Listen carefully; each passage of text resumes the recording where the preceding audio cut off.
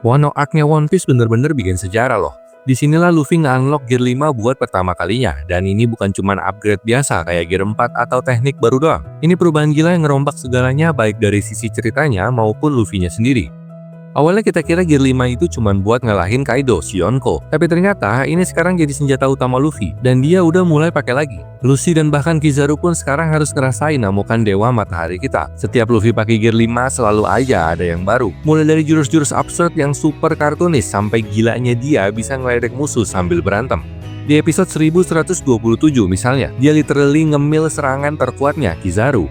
Iya, dimakan. Kayak dulu waktu dia coba ngegigit krokodil pakai jurus Gomu Gomu no Mans. Tapi sekarang beda, ini bukan cuma nostalgia doang, ini nunjukin seberapa jauh Luffy udah berkembang dan gimana sekarang buat ngancem dia aja musuh harus mikir 2 kali. Gear 5 bukan sekedar power up, ini Luffy yang udah jadi simbol harapan, tawa, dan kebebasan. Dan buat Kizaru, selamat datang di neraka yang penuh gelak tawa.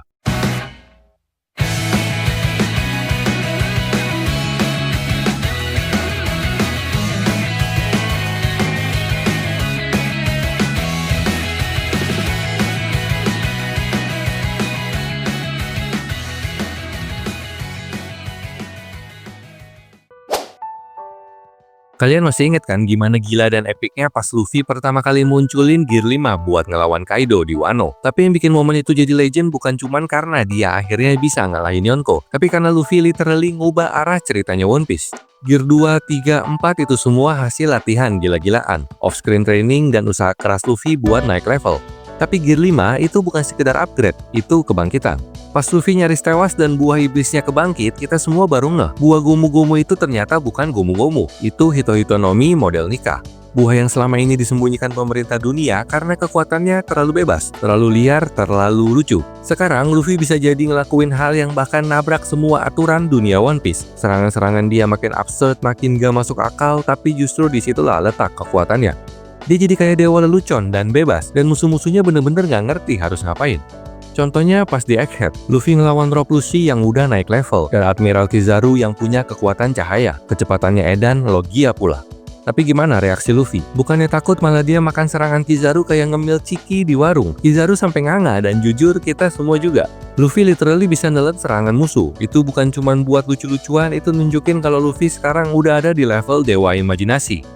Musuh boleh sekuat apapun, tapi kalau mereka main di dunia logika, sementara Luffy main di dunia kartun absurd yang bisa ngelakuin apapun yang dia pikirin.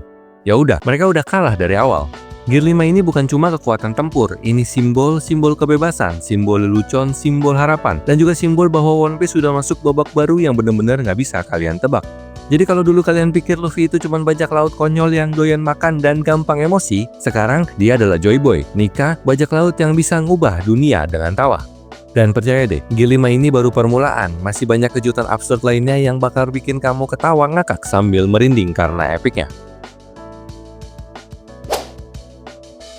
Mungkin kalian sempat mikir, Luffy kan udah punya Gear 5, kenapa nggak dari awal aja tuh dia langsung makan serangan musuh kayak pas lawan Kizaru? Ya secara teori sih dengan kekuatan kartun absurd Gear 5, Luffy bisa ngelakuin hampir apa aja yang dia bayangin. Tapi ingat, ini masih dunia shonen. Ada rule nggak tertulis, semua kekuatan OP butuh waktu buat bener-bener bisa dikuasai.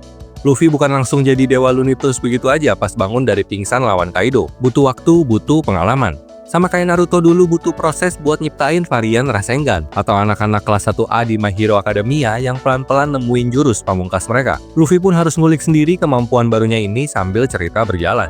Jadi wajar aja kalau pas lawan Kaido dulu dia belum kepikiran buat makan serangan lawan. Bukan karena nggak bisa, tapi karena ya emang belum kepikiran. Dan itu nggak apa-apa. Bahkan makin realistis dan seru karena kita bisa lihat progres kreativitas Luffy dalam bertarung.